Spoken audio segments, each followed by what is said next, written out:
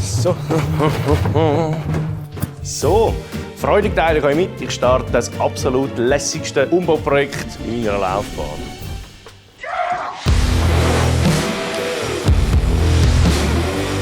Das wär's. Und zwar, gesehen, da ist schon etwas gegangen. Es ist komplett zerlegt. Ein halbes Jahr liegt er sicher schon rum. Der Rahmen, ich habe schon mal einen gemacht, mit einem Miele-Rahmen, das ist der 77 Bomber.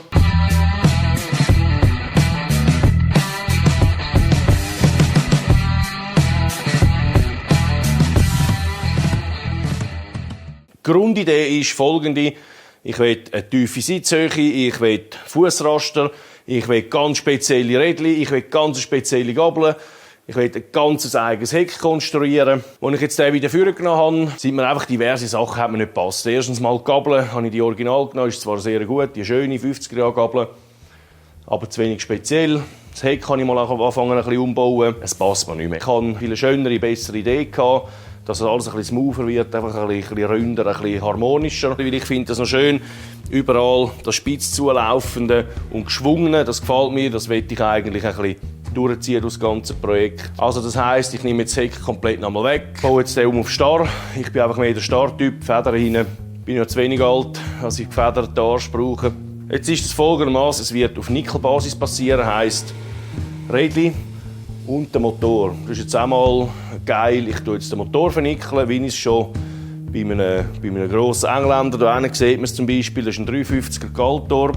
Da habe ich alles vernickelt, das Gehäuse komplett vernickelt, den Zylinderkopf vernickelt, einfach vorher poliert und die schöne Patina von dem, das ist 1924, oder? Das ist ein uralter Guss, der ist fast 100-jährig, der Guss.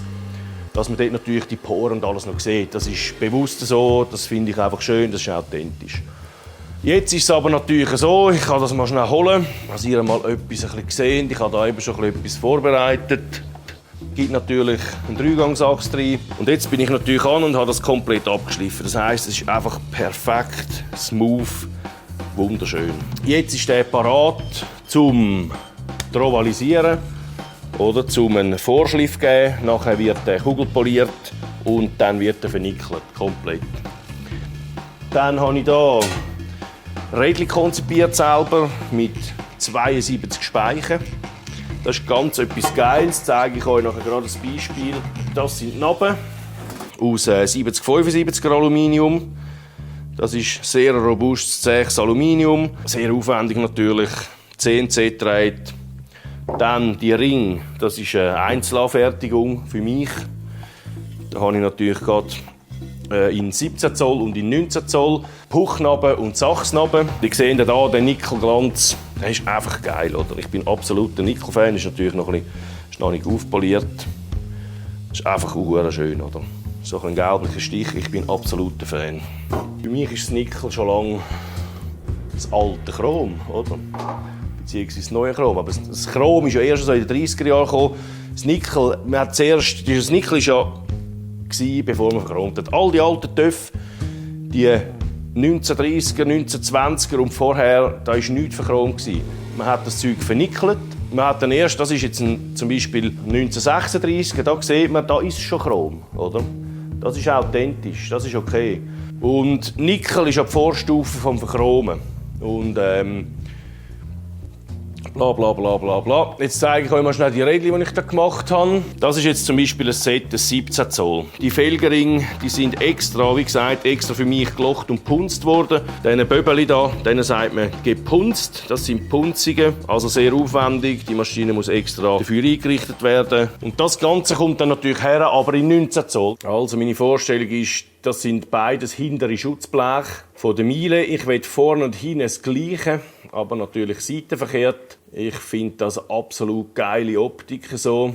Es ist symmetrisch, es ist schlicht, es ist einfach nur noch Porno, oder? Schaut das mal an. Ja, das wird wahnsinnig geil. Ja, ich liebe natürlich die alten Schutzbleche mit diesen Flügeln, mit diesen Seitenflügeln, oder? Beim Görike, einem der ersten Töpfe, die ich gemacht habe, habe ich eigentlich genau das gleiche Prinzip. Da habe ich auch 2 Schutzbleche genommen, die quasi die gleichen Flügel haben. Ich habe auch eins vorne und das andere hinten. So, genau das Prinzip möchte ich bei dem auch, aber halt, wie gesagt, mit mehr Flügel. Mehr Flügel gibt mehr Fläche zum Lackieren. Das ist einfach geiler. Dann, ich kann es euch mal schon zeigen. Aber eben, das ist natürlich, wie gesagt, das ist 17 Zoll Variante. Es kommt dann die 19 Zoll Variante rein. Ihr seht jetzt, es ist einiges verdeckt vom Rad. Aber unter dem ganzen Blech mit dieser Porno-Lackierung drauf dann später blinkt einfach das absolut lässige Rad führen. Also das wird ganz etwas Spezielles. Also das sind einmal 2 Skizzen vom Heck. Das ist nichts wahnsinnig tragisch. Das sind einfach die ganzen Bügungen, dass sich da schön als Schutzblech anschmiegt und so weiter, dass es einfach fein wirkt. Dann da habe ich mal erste, das sind natürlich Detailzeichnungen bereits schon vom Gabelkopf. Ja, das sind traumhafte Skizzen, oder? Das macht aber gar nichts. Ich zeige euch in live mal so eine Gabel, wie ich mir das vorstelle.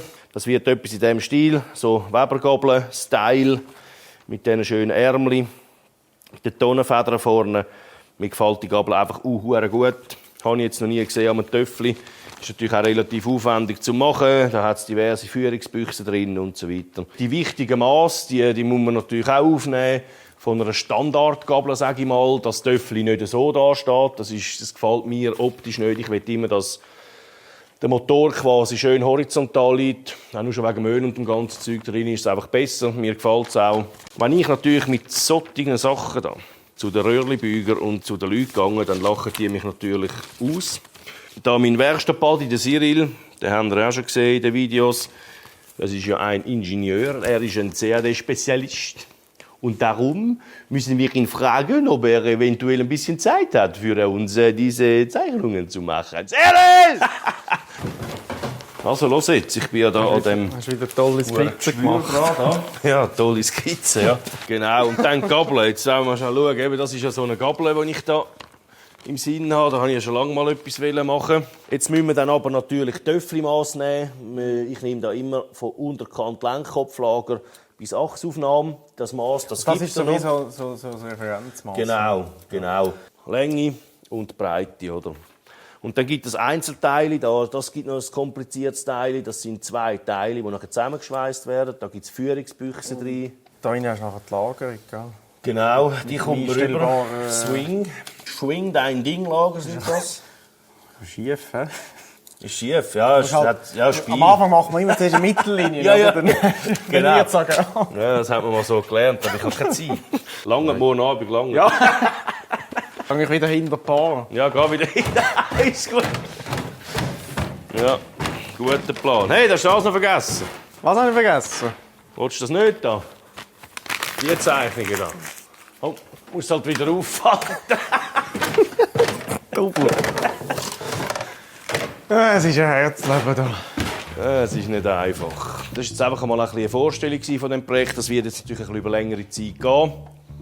Wir haben jetzt gesehen, das ist relativ aufwendig alles. Dann würde ich sagen, könnt ihr gespannt sein. Wir sehen uns mit diesem Projekt in 2 Monaten oder in 1 Monat, was auch immer.